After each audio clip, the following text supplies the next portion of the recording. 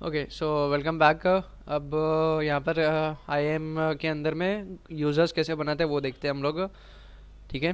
तो यूज़र्स यहाँ पर देखो, मेरे पास ऑलरेडी इतने सारे यूज़र्स हैं। ठीक है, ये वाला जो यूज़र है ये AWS ने खुद बना लिया रहेगा। जैसे मैंने बोला था कि पहले भी कि जो AWS है, ये AWS अपने रिक्वायरमेंट के हिसाब से कभी कभी अगर मैं कोई पर्टिकुलर सर्विस यूज़ कर रहा हूँ और उस सर्विस के लिए मुझे कोई एक IAM यूज़र की ज़रूरत है, तो वो AWS जो है वो खुद ही एक IAM यूज़र भी बना लेता है। ठीक है, तो ये वाला जो यूज़र है ये AWS ने खुद ने बना लिया, लेकिन ये सिर्फ मेरे लिए। ठीक है। ओके।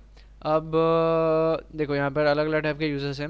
हम लोग जो है ये देखो, ये जो यूज़र है ये कौन से ग्रुप में असाइंड है वो भी यहाँ पर लिखा रहता है इस तरीके से। ग्रुप्स के नाम है। एक्सेस की एज, एक्सेस की का एज का मतलब है जहाँ तक मुझे समझ में आता है, लेट्स सी आगे देखते हैं, जहाँ तक अभी मुझे तो याद नहीं आ रहा है फ़िलहाल के लिए। पासवर्ड एज मतलब कि भाई आपका पासवर्ड सेट किए हुए कितना टाइम हो गया, लास्ट एक्टिविटी कभी किया था वो एक आता है। MFA मल्टी फैक्टर ऑथेंटिकेशन है, और जब यूज़र बनाएंगे तभी देखते हैं। तो ऐड यूज़र पे क्लिक किया, यहाँ पे यूज़र का जो भी नाम रखना है, तो फिलहाल के लिए मैं मेरे यूज़र का नाम टेस्ट यूज़र करके रख लेता हूँ। एक से ज़्यादा यूज़र्स एट ए टाइम बना सकते हैं, बट फिलहाल मुझे सिर्फ एक ही यूज़र्स बनाना है। यहाँ पर अभी सेलेक्ट AWS एक्सेस टाइप, अब यहाँ पर क्या बोला गया है कि show select how these users will access AWS access keys and auto generated passwords are provided in the last step। Okay, अब यहाँ पर क्या है कि प्रोग्रामेटिक एक्सेस है और AWS मैनेजमेंट कंसोल एक्सेस है। अब ये दोनों चीज़ें क्या है वो मैं बताता हूँ। तो प्रोग्रामेटिक एक्सेस मतलब क्या होता है कि भाई ये जैसे यहाँ पे देखो लिखा हुआ भी है, enables and access API access key ID and secret access key, जो बाहर था ना लास्ट पेज में, एक्सेस की आईडी का एज वो ये है। एनेबल्स है ना access key ID and secret access key for the AWS API CLI SDK and other development tools.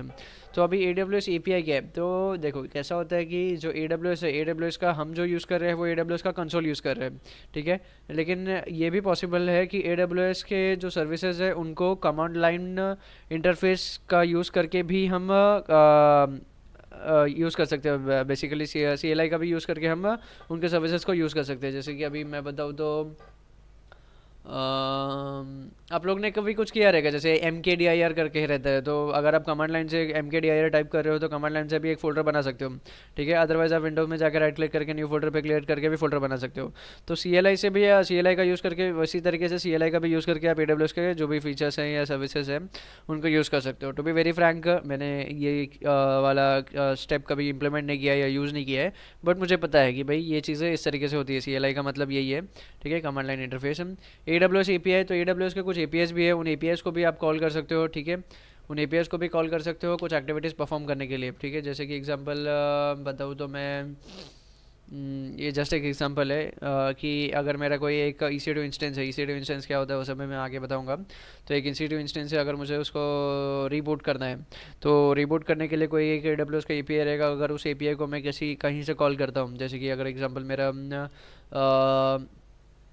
जो वेबसाइट है वो वेबसाइट AWS पे होस्टेड है, और या वो वेबसाइट किसी और सर्वर पे होस्टेड है, एंड मुझे चाहिए कि मैं मेरे AWS के किसी एक पर्टिकुलर इंस्टेंस को रिबूट कर दूं। तो मैं एक API कॉल करूँगा, डजेंट मैटर कि वो जो मेरा वेबसाइट है उसको कौन सा लैंग्वेज में बना है वगैरह वगैरह। मैं सिर्फ एक API कॉल करूँगा, AWS का API जो कि JSON फॉर्मेट में रहेगा अगेन, और कॉल करूँगा, और कॉल करते ही मेरा जो ये जो भी एक्सेस की वगैरह रिक्वायर्ड रहता है, एक्सेस की आईडी और सीक्रेट एक्सेस की प्रोटेक्शन तो चाहिए रहेगा ना।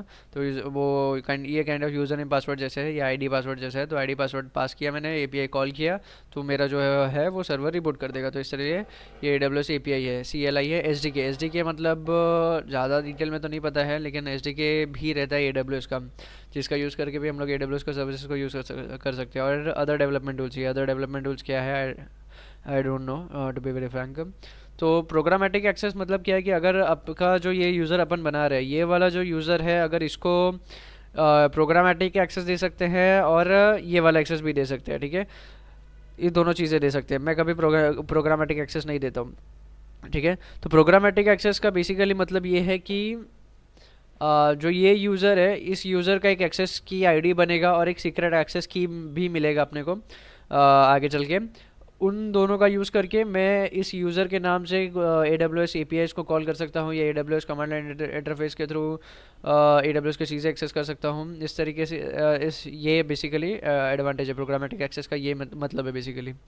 ठीक है। तो आई होप थोड़ा आपको समझ में आ गया रहेगा ये प्रोग्रामेटिक एक्सेस मतलब क्या। अब AWS मैनेजमेंट कंसोल एक्सेस इसका मतलब क्या है कि भाई ये जो यूज़र है, ये यूज़र अपना जो भी इसका यूज़र नेम और पासवर्ड रहेगा, उस यूज़र नेम पासवर्ड से AWS के अकाउंट में लॉगिन करेगा, और लॉगिन करने के बाद हम AWS का कंसोल यूज़ कर सकता है। कंसोल यूज़ करके इसको जो भी चीज़ें करनी है, इंस्टेंस को रिबूट करना है, तो वो कंसोल से करेगा। ठीक है। प्रोग्रामेटिक एक्सेस रहेगा तो फिर वो API से भी कर सकता है या फिर कमांड लाइन इंटरफेस से भी कर सकता है इंस्टेंस को रिबूट। लेकिन अगर कंसोल का एक्सेस भी है तो वो कंसोल में लॉगिन करके भी कर सकते हैं। ठीक है। मैं तो यही वाला प्रेफर करता हूँ हमेशा, बिकॉज ये वाला चीज़ें मुझे अभी ज़रूरत नहीं है, तो मैंने कभी किया भी नहीं है। ठीक है। मैं सारी चीज़ें फ्रैंक रखता हूँ, जितनी मुझे पता है, जितनी चीज़ें मैंने यूज़ की है उतनी मैं बताता हूँ, जितनी चीज़ें मुझे नहीं पता है वो चीज़ों के बारे में अगर मुझे कुछ आइडिया है थोड़ा बहुत तो वो मैं बता दूंगा। डिटेल में आइडिया नहीं है तो मैं फिर वो चीज़ों को कवर नहीं करूँगा। ठीक है। टू बी वेरी फ्रैंक, ये इसमें मुझे कोई छुपाने में कुछ हर्ज नहीं है बेसिकली। ठीक है। तो AWS मैनेजमेंट कंसोल एक्सेस लेते हैं। AWS मैनेजमेंट कंसोल एक्सेस में यहाँ पे क्या है, देखो, enables a password that allows user to sign in to the AWS management console. ठीक है। मैं आपको दिखा भी देता हूँ, यहाँ पर आते हैं हम लोग।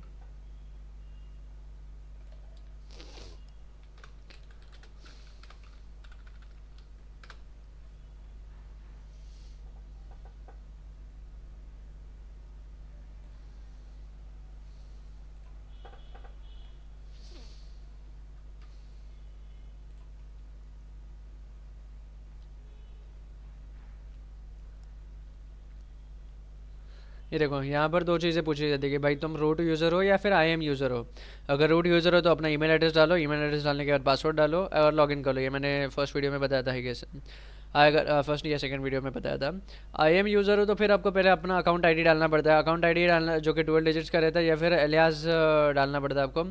अकाउंट एलियास ही बोलते हैं, मैं ये इसी तरीके से प्रोनाउंस करता हूँ। अगर मेरा प्रोनाउंसिएशन रॉन्ग रहेगा तो डोंट लाफ एट मी। तो अकाउंट एलियास अगर मैंने डाला यहाँ पे टाइप किया तो वो भी डाल सकते हैं। अकाउंट एलियास वो खुद से क्रिएट कर सकते हैं, डिपेंडिंग अपॉन वो नेम अवेलेबल रहना चाहिए। यूजुअली 12 डिजिट का अकाउंट ID याद नहीं रहता, इसलिए ये भी हम लोग बना सकते हैं। ये भी हम लोग देखते हैं आगे चल के कैसे बनाते हैं। मैंने बहुत टाइम पहले बनाया था, तो लेट्स सी कैसे बनाया जाता है। तो यहाँ पर अकाउंट एलियास डालना है। जहाँ तक मुझे पता है मेरा अकाउंट एलियास एक है।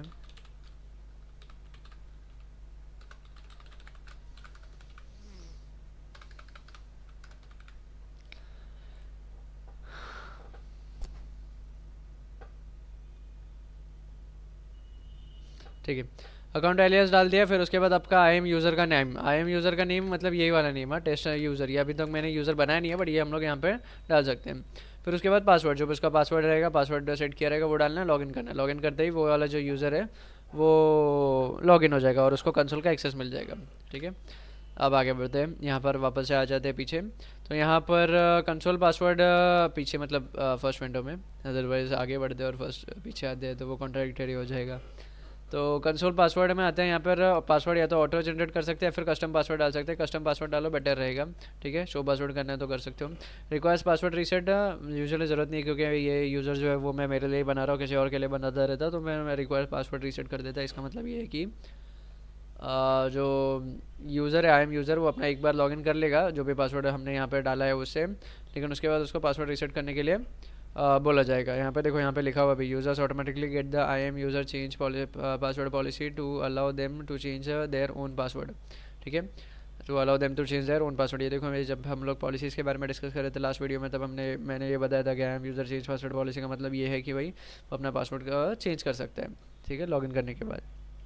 तो यहाँ पर वो लिखा हुआ भी है कि भाई अगर ये वाला हमने चेकबॉक्स चेक किया तो ये वाला जो पॉलिसी है वो उस पर्टिकुलर यूज़र को ऑटोमेटिकली असाइन हो जाएगा। ठीक है। तो यहाँ पर फ़िलहाल मैं पासवर्ड डाल देता हूँ, लेट्स कंसिडर। ठीक है। अब यहाँ पर मैं, अच्छा, कुछ रेस्ट्रिक्शंस भी है पासवर्ड के। ओके, ठीक है, मैंने रेस्ट्रिक्शंस कवर कर लिए।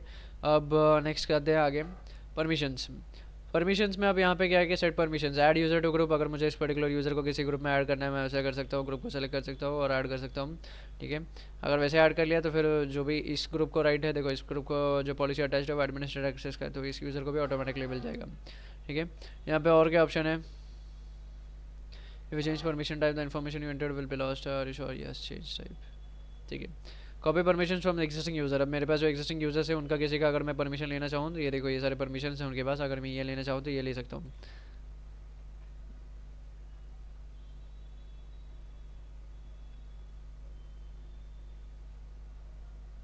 ये दो परमिशन है कौन से यूज़र के पास, पॉली यूज़र के पास। तो ये पॉली यूज़र का परमिशन मैं लेना चाहूँ तो यहाँ से ले सकता हूँ, ठीक है। तो इसका मतलब ये है attach existing policies directly.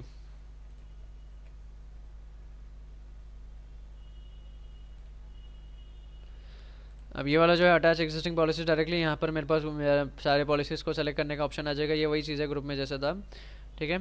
Used for permission, ठीक है, ये जाने दो। ये वही सब चीज़ें हैं, ये वही सारे परमिशन है जो मेरे को ग्रुप बनाते वक्त आए थे। तो इनमें से अगर मैं कोई स्पेसिफिक पॉलिसी सेलेक्ट करना चाहूँ तो वो कर सकता हूँ, ठीक है। तो फिलहाल मैं क्या करता हूँ कि मैं ये इस यूज़र को इस पर्टिकुलर ग्रुप में ऐड करना चाहता हूँ, तो ऐड कर देता हूँ। सेट बाउंड्री परमिशंस बाउंड्री, ये वाला पार्ट क्या है मुझे डिटेल आइडिया नहीं है। Let's see. Set a permission boundary to control the maximum permissions this user can have. This is an advance feature used to delegate permissions management to others. User permission boundary to control the maximum users permission, create users without a permission boundary. Okay, जहाँ तक मुझे समझ में आया ये पढ़ के वो ये है कि हम लोग मैक्सिमम कितने परमिशंस दे सकते हैं एक पर्टिकुलर यूज़र को, उसका हम लोग लिमिट सेट कर सकते हैं। ये एक एडवांस फीचर है। और यहाँ पे दो ऑप्शन है, create user without permission boundary, मतलब मुझे कोई परमिशन बाउंड्री नहीं दे रहा है इस पर्टिकुलर यूज़र को। इसका मतलब है कि मैं जितने चाहूँ उतने पॉलिसीज अटैच कर सकता हूँ इस पर्टिकुलर यूज़र को। अगर मैं ये वाला ऑप्शन ऑप्ट करता हूँ तो फिर क्या आता है, let's see. Okay, select policy to set permission boundary, ये पॉलिसी सेलेक्ट कर लिया मैंने।